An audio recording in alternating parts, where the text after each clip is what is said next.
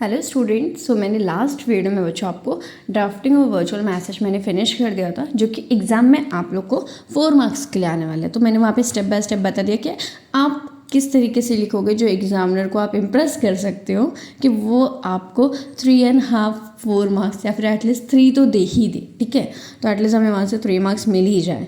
तो नेक्स्ट मैंने यहाँ पे बोला बच्चों अटेंड करने के लिए आपको ग्रुप डिस्कशंस।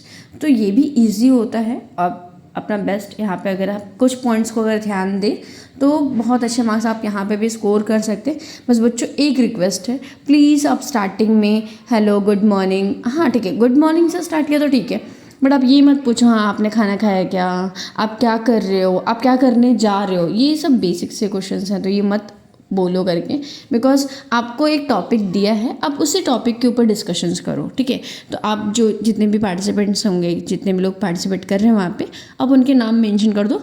एग्जाम में कभी कभी उनके मार्क्स मतलब नेम भी मेंशन होते हैं बच्चों, तो उस पर ध्यान देना है कि अगर नाम दिया है तो वही नाम लिखना है। नाम नहीं दिया तो आप अपने किसी भी फ्रेंड्स, फेवरेट फ्रेंड्स का भी नाम उठा सकते हो और वहाँ पे लिख सकते हो। ठीक है, सो मैंने यहाँ पे पहला पॉइंट्स लिखा है बच्चों, the participants must express their view and opinion.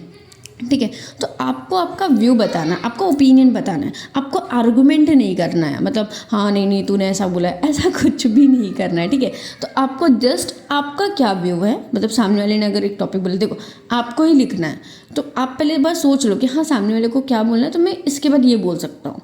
ठीक है, तो व्यू और ओपिनियन ही होना चाहिए बच्चों, आर्गूमेंट नहीं होना चाहिए। ठीक है, पोलाइटली ये लिखना है एकदम आराम से और अच्छे से, मतलब एकदम बोलते ना कि हाँ शुद्ध, ऐसा नहीं कि हाँ झगड़ा करो ऐसा लगे।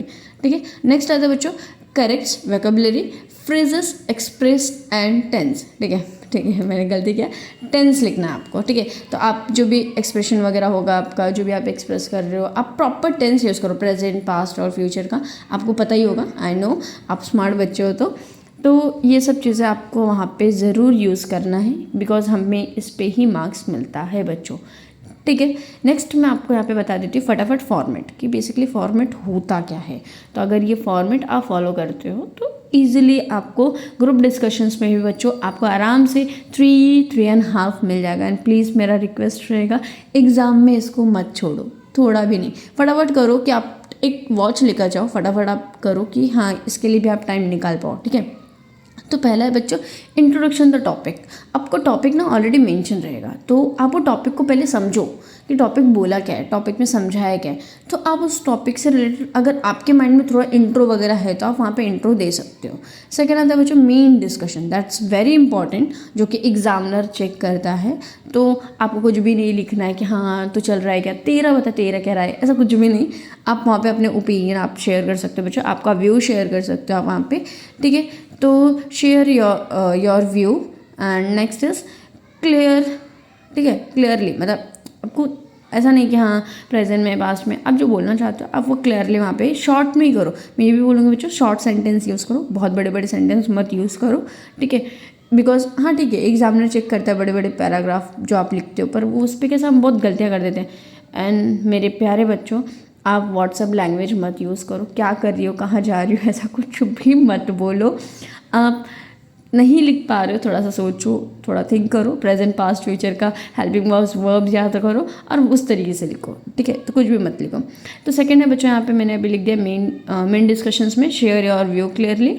नेक्स्ट मैंने लिखा है बच्चों गिव रीजन, एग्जाम्पल्स और फैक्ट्स भी आप दे सकते हो। नेक्स्ट बच्चों summarise, that's very important, summarise the main points. ठीक है, आपने जो भी मेन पॉइंट्स लिखे हैं आप उसको थोड़ा सा एक शॉर्ट में समराइज़ कर सकते हो, क्योंकि एग्जामिनर को भी एक थोड़ा सा हो जाएगा ना कि फटक से अगर उसने पढ़ लिया, अब वहाँ पे लिख भी देना समराइज़ करके।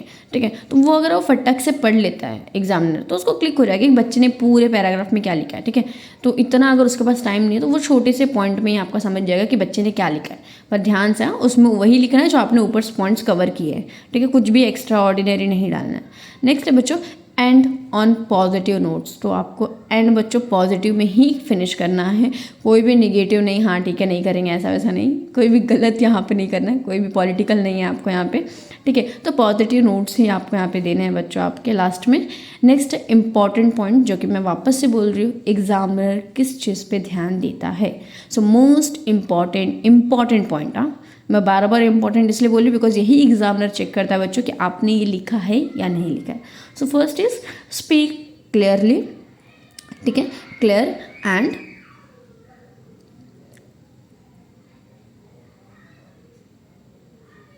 कॉन्फिडेंट, ठीक है। तो स्पीक क्लियर एंड कॉन्फिडेंट, जो भी आप लिख रहे हो छोटे में ही लिखो, फुल कॉन्फिडेंट में लिखो, बट हाल चाल मत पूछना बस लास्ट में।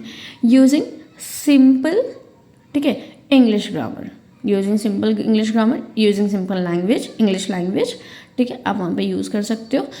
थर्ड है बच्चों, स्टे ऑन द टॉपिक। आपको लग रहा होगा मैं इतना स्लो क्यों पढ़ रही हूँ, बिकॉज ये बच्चे हमेशा ना बच्चों चेंज हो जाते हैं, मतलब हम लिखते कुछ और हैं और पहुँच कहीं और जाते हैं, तो ये बिल्कुल भी गलती नहीं करना है।